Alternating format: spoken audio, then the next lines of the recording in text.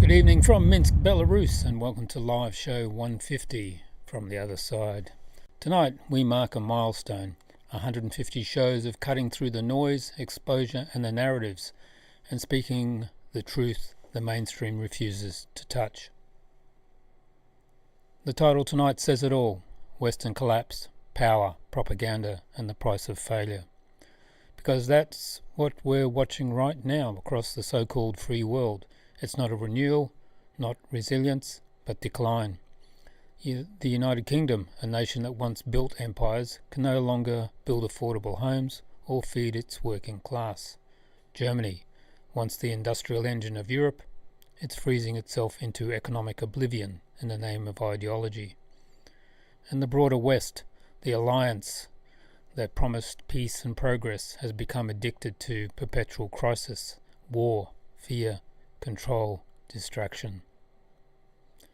But outside that collapsing frame, a new world is forming, a multipolar world, led not by the arrogance of ideology, but by the quiet logic of strategy, resources, and restraint. China, by simply saying no, has just done what decades of diplomacy couldn't. It slowed the Western war machine. And Australia, desperate for relevance, has decided to sell its independence in exchange for proximity to power. Every story tonight, from Britain's collapse to Germany's energy crisis, from the failed Patriot system to China's rare earth gambit, is a piece of a larger picture, the unravelling of Western dominance and the dawn of a world built on pragmatism instead of propaganda. So stay with us. We'll go country to country, system by system, and show you exactly how we got here and where it all leads. This is Live Show 150, Western Collapse, Power, Propaganda and the Price of Failure, streaming from Minsk, Belarus. I'm your host for tonight, and this is From the Other Side.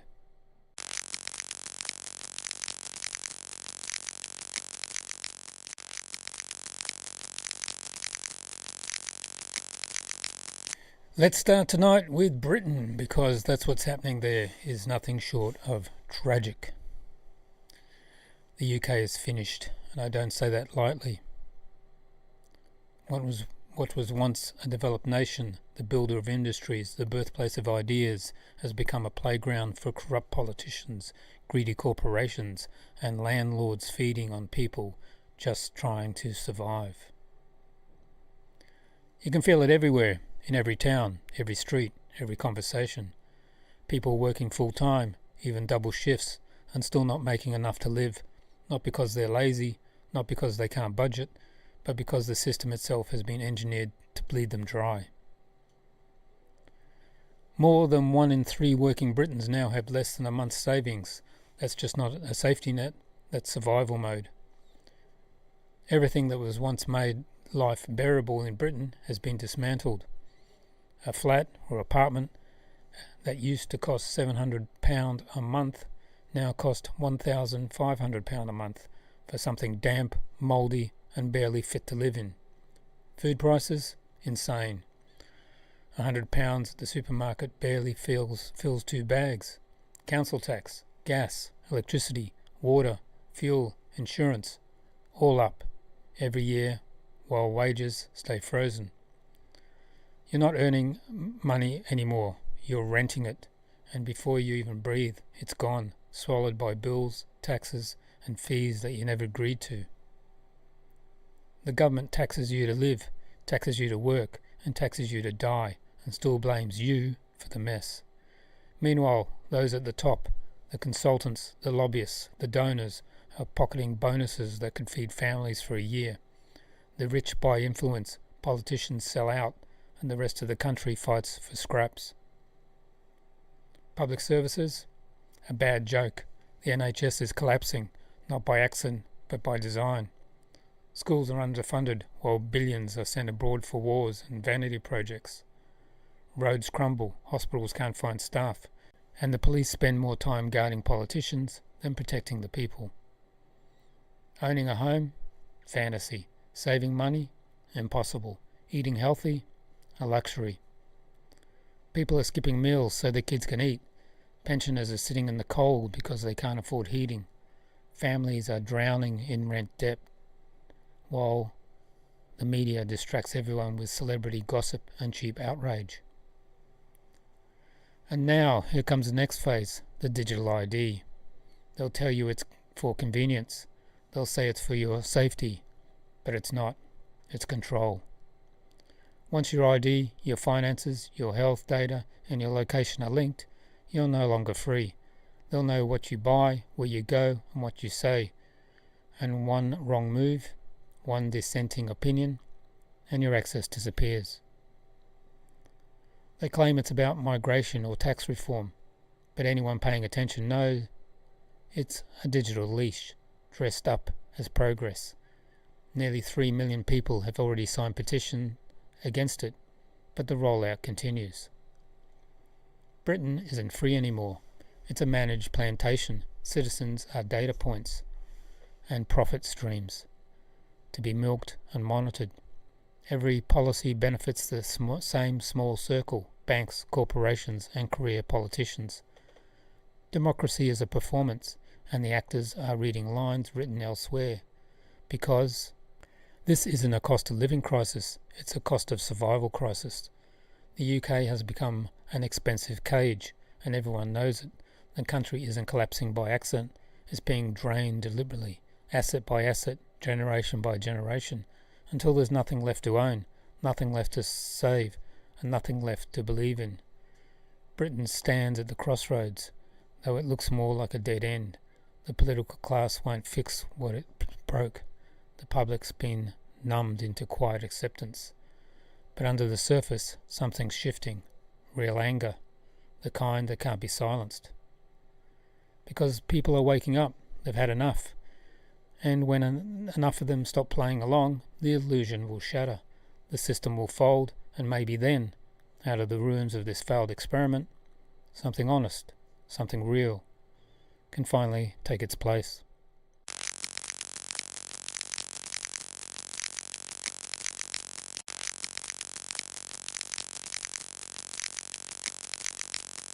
While Britain collapses under its own economic weight, Germany, Europe's so-called powerhouse, is quietly heading for another disaster. A new energy crisis is brewing, and this one's not about sanctions or sabotage, it's about mismanagement. According to Berliner Zeitung, Germany's largest gas storage facilities, the same infrastructure that keeps the country warm in winter, are no longer profitable to operate. Think about that for a second. The backbone of the nation's energy security, no longer worth running. After an abrupt cut from Russian gas, maintaining those reserves has become economically impossible. State-owned giant Uniper has already filed to close one major site, and others are expecting to follow. But this isn't about a business decision, it's a warning siren, because during winter, those facilities provide up to 60% of Germany's heat supply. Without them, Germany's energy system collapses, plain and simple. The model that kept the lights on, buying cheap gas in summer, selling at higher rates in winter, is gone. The logic of the system destroyed by politics. In its place, Berlin has turned to LNG imports, mostly from the United States, but those shipments are far more expensive and the costs are crushing the market. Meanwhile, government regulations have made everything worse. Berlin imposed mandatory storage requirements, forcing operators to fill tanks even when it makes no financial sense. The result? The profit margin disappeared, and so did the incentive to stay in business. The difference between summer and winter gas prices has almost vanished. Maintaining costs are rising, transport costs are rising, and now storage facility sites are running at a loss. Berlin says, don't worry, we've got this. But the reassurance sounds thinner every month. Behind the scenes, Germany's energy system is being propped up by subsidies, stopgap measures, and imports from neighbours who are barely coping themselves. Analysts are warning if this winter is colder than expected, gas reserves could be empty by late January. That leaves Berlin with two options: either bail out the system again at the taxpayer's expense, or let prices explode all over again. And the irony? This is all part of Germany's so-called Energiewende, the green transition that was supposed to secure the future. But instead of independence, it created a new kind of dependence, no longer on Russia, but now on American LNG and on Brussels bureaucrats. The European gas market that once worked, that once gave the continent stability, now functions in constant crisis mode. Every winter is a gamble. Every policy misstep can send shockwaves across Europe. Germany traded reliability for ideology. It cut off steady supply chain without building real alternatives and called that progress. Now it's paying the price.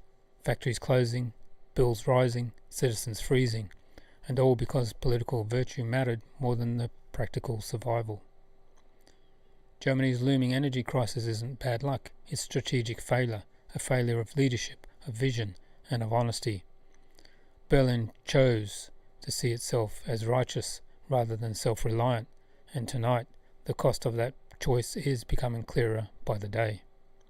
So when the headlines come this winter about another unexpected shortage, remember, this was not accidental, it was avoidable, and it was deliberate.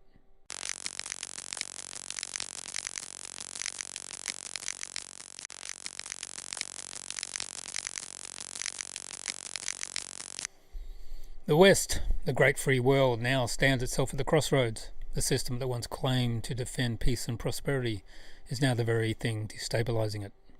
What began as a noble project, the rebuilding of Europe after the war, slowly hardened into a militarized ideology, a world divided into the free and the enemy, a binary lens through which every crisis had to be framed, every opponent exaggerated, and every new front justified.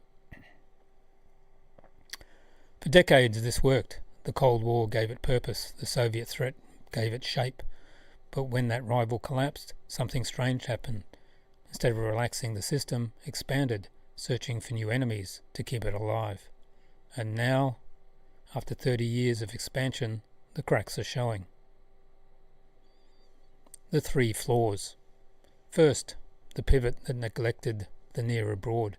The West turned outward toward Europe, toward Asia, and forgot its own hemisphere. Its own borders are now porous. Its neighbours, from Latin America to North Africa, are destabilizing by neglect, by drugs, by debt, by distraction. And still the cry is, pivot to Asia. Repeat the same mistake. Chase the next threat, while the house at home burns quietly. Second, the militarization of the transatlantic bond. The early idea was economic recovery, shared prosperity, but over time what remained binding between Europe and America was the gun, not the handshake. Trade, culture and cooperation failed. Military dependency replaced independence. An alliance became the command chain, and the West, built on fear, not freedom, became the norm. Third, universalism without a core. The so-called free world no longer knows what it stands for, and only what it stands against. It defines itself through opposition, not through vision, and that's why every disagreement becomes heresy, every critic becomes a threat to democracy. When a society defines its identity through its enemies, it can only survive by constantly inventing new ones. That's the truth behind endless talk, existential threats. They're not warnings, they're addictions. Without them, the system loses its reason to exist. And now, after years of this moral inflation, the West is exhausted, politically, economically, spiritually. A new direction, realism over ideology. So what's the alternative? It begins with realism, with interests, not ideology.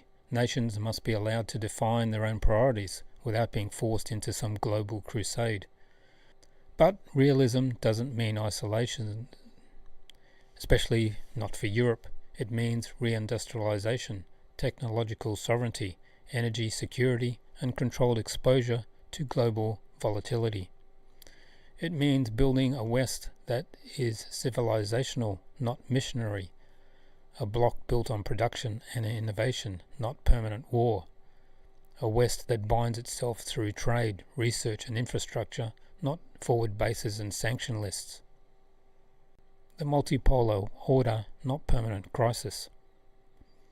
A true multipolar system doesn't erase power, it balances it. Each great power takes responsibility for its region. Global interaction happens through prudence, not through preaching. Competition is directed into science, standards and technology, not into zero-sum conflict and military posturing. Forward military deployments should be limited, clear and defensive, because when you put missiles on your opponent's doorstep, you're not defending peace, you're provoking disaster. The priority must be internal strength, strong economies, stable societies and secure energy bases. That's how you lead, not by threatening the world, but by outperforming it. Europe's choice.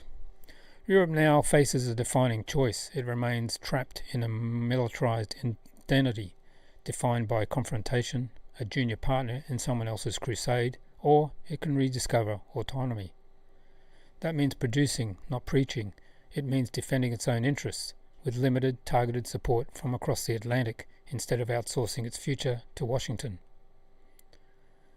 The fear that independence means vulnerability is false.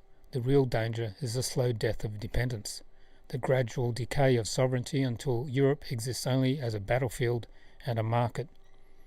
And we're already seeing it. Deindustrialization, energy dependence, political fatigue, all symptoms of a continent that's forgotten its purpose. The Ukraine war reduced the temperature. The war in Ukraine has become a perfect example of this failed framework. Endless absolutist narratives, moral posturing, fate of the free world, speeches, but no realistic strategy. The path forward is an escalation, it's desalance before settlement, reduce the temperature, lower the rhetoric, deal with facts, not fantasies. Engage where it's prudent, reopen limited economic channels where it's reversible. Let battlefield realities define negotiation, not ideology. How diplomacy works, not through crusades, but through balance. A practical program for the West. What does that look like in practice? Fewer permanent deployments, more joint industrial projects in energy, AI, semiconductors and in critical minerals. Harden the home front, secure borders, supply chains and domestic resilience. Codifies clear limits, define what will not be attempted because ambiguity is not a strategy. Restore normal diplomacy with rivals, with partners, even with adversaries. Predictability is not a weakness, it's a foundation of peace. In conclusion, the West's crisis today is not a failure of will, it's a failure of frame. You can't defend freedom by manufacturing fear. You can't claim legitimacy by denying others theirs. The alternative is not retreat, it's redefinition. The alternative is not retreat, it's redefinition. A civilizational West anchored in production, technology and prudence, not in universal missions that end in exhaustion. Lower the ideology stakes, raise the productive ones, and maybe then the West can find its balance again. In a multipolar world, it can neither dominate or escape.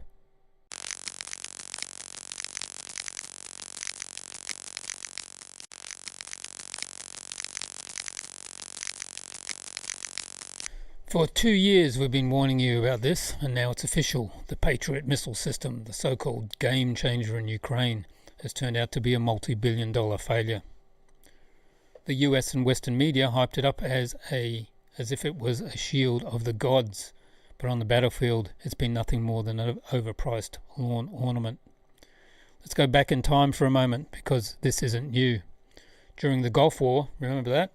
The same Patriot system was used in Israel to intercept Iraqi Scud missiles, and even back then it barely worked. It missed targets, malfunctioned mid-flight, and still the propaganda machine rolled on. Success, they said. High accuracy, they said. But those who looked at the real data saw failure after failure. Fast forward 30 years to Ukraine, and the same movie is playing again. Same script, same actors, same lies. The truth is finally out, and even the Pentagon can't hide it anymore. So let's talk numbers, because they matter. The PAC-3 missile, $3.7 million a shot. The newer PAC-3 MSE interceptor, $7 million per launch. A bare bones Patriot battery, $360 million. 2 batteries, around $8.5 billion. And the latest US contract, nearly $9.8 billion for just under 2,000 missiles.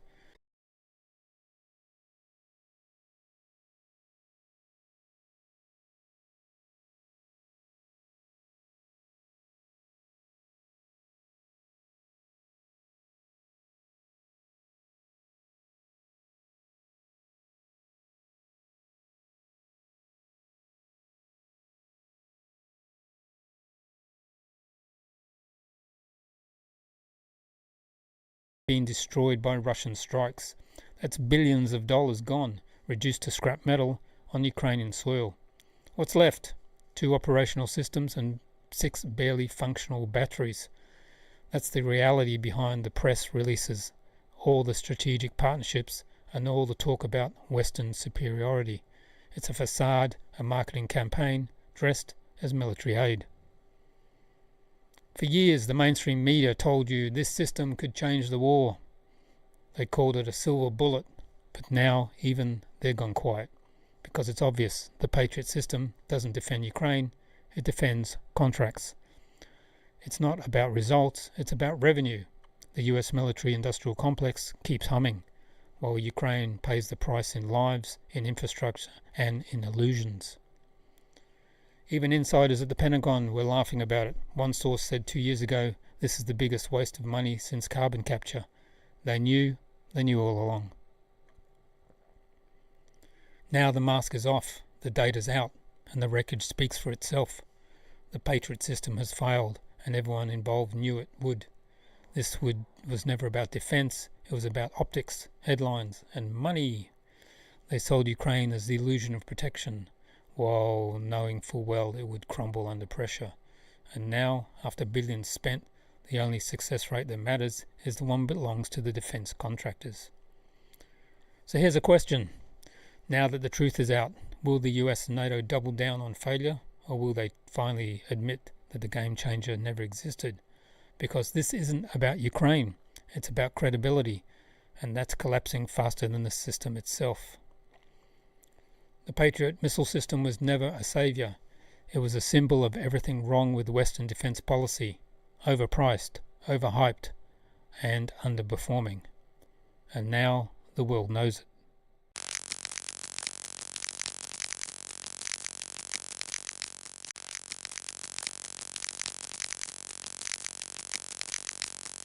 For decades, the United States has treated war not as a tragedy, but as a business model. From NATO's proxy war in Ukraine to the endless weapons pipeline to Israel, Washington's military-industrial complex has thrived on chaos abroad and profit at home. But something historic just happened. For the first time in a generation, that machine may finally be slowing down. Not because of peace talks, not because of reform, but because of a single strategic masterstroke from China. Last week, Beijing announced sweeping new export restrictions on rare earth elements and advanced processing technologies, the materials that power everything from fighter jets and Tomahawk missiles to submarines, radar systems, and the so-called smart bombs. Western media, CNN, the Wall Street Journal, immediately screamed, "Escalation!" But behind the headlines lies the very different truth. China just hit the heart of America's war-making capacity. Rare earths are the hidden lifeblood of modern warfare. Without them, the Pentagon's arsenal stops moving. And China dominates that world. 70% of global mining, 90% of refining and processing, and more than 93% of magnet production. By tightening export rules, Beijing has created something extraordinary, a form of arms control without treaties. Not through negotiations, but through supply chains. It's brilliant, and it's devastating. Think about the timing. The US has spent 3 years emptying its stockpiles in Ukraine and pouring billions more into Israel's assault on Gaza. Now NATO admits it's running out of shells. The Pentagon admits it's running out of production capacity. And just as Washington starts planning to rebuild, China steps in and says, not so fast. In its official statement, Beijing said that this move was a common international practice, and it is. The goal, they said, is to prevent dual-use materials from being weaponized by foreign militaries, just like America and the West does. Translated, China no longer wants to supply the metals that builds the bombs aimed at China or anyone else. It's not retaliation, it's restraint, a moral stand disguised as trade policy. Civilian industries, electronics, renewable energy will still get licenses, but war profiteering, that door just closed. Make no mistake, Washington's panic isn't about trade, it's about vulnerability. The US has just discovered it can't fight wars without China's permission. Its global network of contractors, weapon factories and defense partners depends on materials it doesn't control and now doesn't have guaranteed access to. Even the CSIS, the Center of Strategic and International Studies, a major Washington think tank, quietly admitted it. China's restrictions threaten every major US defense program, from F-35s to submarines to missile guidance chips to radar arrays. Every link in the chain runs through Beijing. And this time, sanctions or tariffs won't help. You can't sanction what you don't own, and you can't 3D print rare earths out of thin air. This move exposes the real divide in global power today: self-sufficient powers versus dependent powers. China spent a decade securing its critical inputs, energy, tech, minerals, while cutting its dependence on the West to almost zero. Russia did the same, sanction-proofing its economy, building an industrial base that can sustain a long war. The US, on the other hand, outsourced its factories, financialized its economy, and turned its military into a private profit machine. Now the bill is due, and the war machine can't function without imports from the very nations it tries to contain. That Washington once called global integration has become its Achilles heel. China's rare earth restrictions aren't an act of aggression, they're a redefinition of warfare. Instead of firing missiles, Beijing is cutting off the materials that make missiles possible. It's using bureaucracy instead of bombs, paperwork instead of airstrikes, and it's working. For the first time, the United States has experienced what it's long inflicted on others: strategic denial. When Washington banned semiconductors to Russia or shut Chinese tech firms out of Western markets, it assumed there'd be no pushback. Now China has replied, not with violence, but with leverage, and that's far more powerful. The Western press can call it a trade war, they can call it economic retaliation, but the truth is simple. China just pulled the handbrake on America's war machine. No missiles, no fleets, no fanfare, just quiet power of control over materials. By doing this, Beijing has done something the West hasn't managed in decades, made war harder. And in a world addicted to conflict, that might just be the most peaceful act of resistance yet.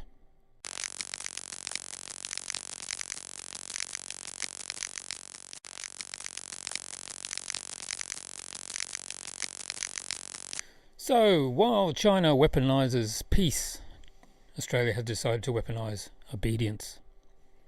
As the economic war between Washington and Beijing deepens, a new front has opened, and this time it's Canberra taking the centre stage. Australia, sitting on some of the richest rare earth reserves in the world, has decided to play the role of loyal supplier, pledging its strategic minerals to the United States in exchange for political favours and economic scraps. So here's how it works.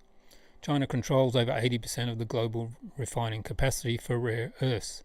Australia, meanwhile, has the raw materials, but not the industrial infrastructure to process them. So enter Washington. According to Reuters and Sky News Australia, the US is preparing to buy stakes in Australia critical mineral companies and help build local refineries.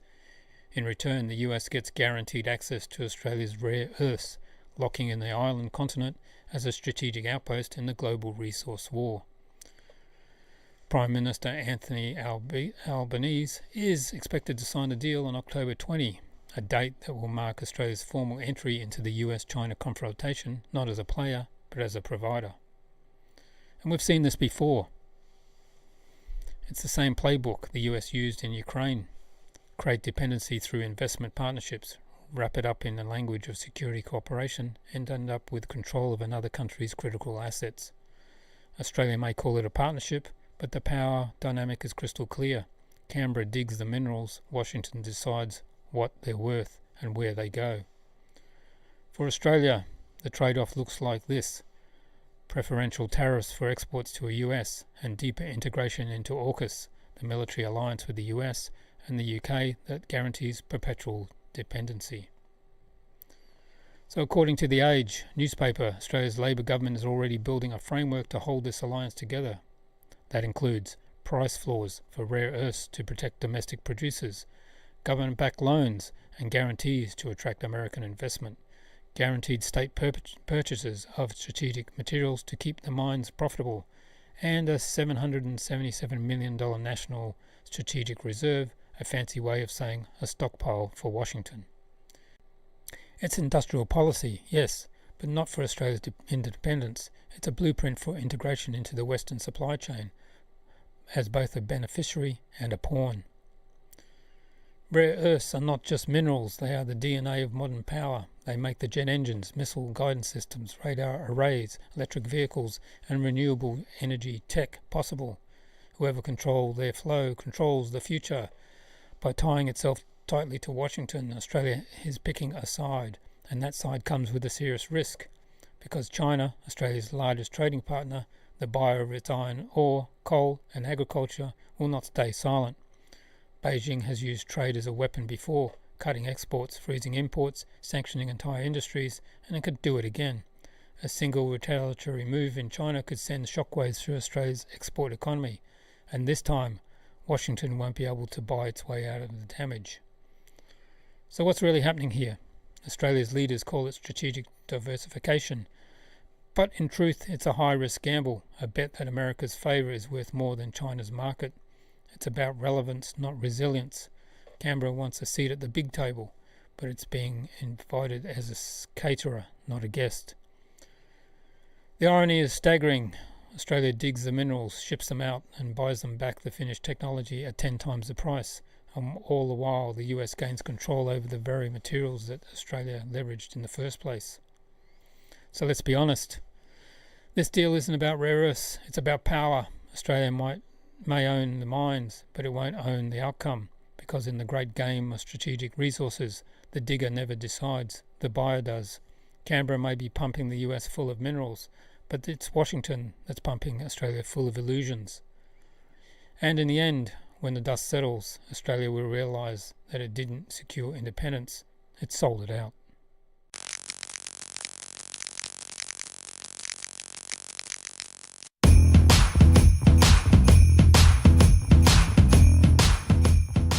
First game of the week with Dynamo Minsk, 7-1 Torpedo, October 14th, 2025. What a night.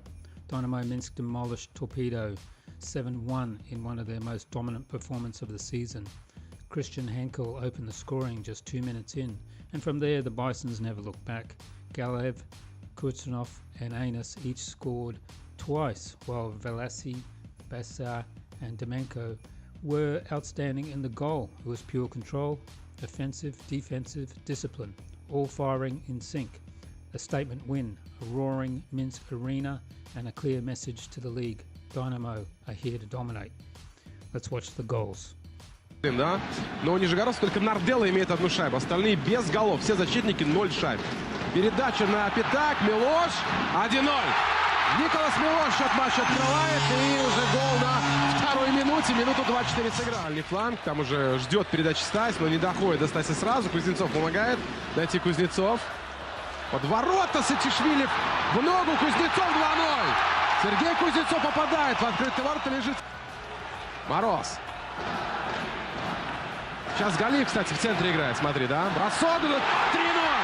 Подставление было похоже, да, и это Галиев подставляет Люшу. Игрока торпеда. Еще раз Уилья выше. Уже готовится выйти, надо быть готовым к тому, что... Надо забивать. Тенас. Отличный гол! Прекрасно! И визитная карточка. Не получился у Танасова бросок. Что творится, Мэнос? Давай, Женя, что творит Колпаков? Мне кажется, не попал ловушкой по шагу. Прострел. Рожкова, ну что, можно сбегать. Галиев, Юсов поддерживает. Сам Галиев должен. Сам. Срывается нож. Дубль Галиева на Минской арене. Поздравляем. Или нет? Нет, Сатишвили. Давайте 1-0. Ну-ка, 7-я. Дубль. 3 дубля сегодня. 3 дубля. Галиев, Энос и теперь Кузнецов. 3 nights later, the same arena but a very different story. Dynamo Minsk battled hard against Nefteya Mik, but fell 4-3 in overtime after a night of missed chances. Pinchuk and Shapirov drove the offence, but the finishing touch just wasn't there. The Bison's coach called it a difficult match, praising Timenko's focus despite a long, quiet stretches. It was close, physical and fast, but one quick counter in overtime decided it. A tough loss and a reminder in the KHL, every missed chance can cost you the game. Let's watch those Dynamo Minsk goals. Еще одна попытка. Шайба у Сэма Эноса. Передача Пинчука. Открывается. Лимош Пинчук открывает счет этой игре броском. Целился в ближнюю 9. Еще один неточный бросок. Вот подопечный Гришина. И снова отвечают динамовцы. Бросок добивали! Все-таки во второй раз пробил. Вопрос на пятачок Нижнекамского нефтехимика. Еще одна передача. Бросок. Дубль оформляет.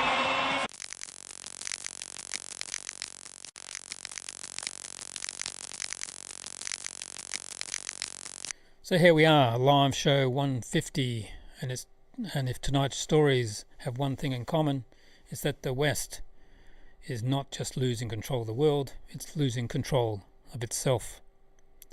From Britain's decay to Germany's energy failure to the transatlantic alliance that can't decide if it's protecting democracy or managing decline, the pattern is clear. The system that once claimed to lead humanity towards freedom now survives by manufacturing crisis after crisis just to keep itself alive. In the United Kingdom, the working class is being taxed into extinction. In Germany, the energy that provided prosperity has been replaced by ideology and debt.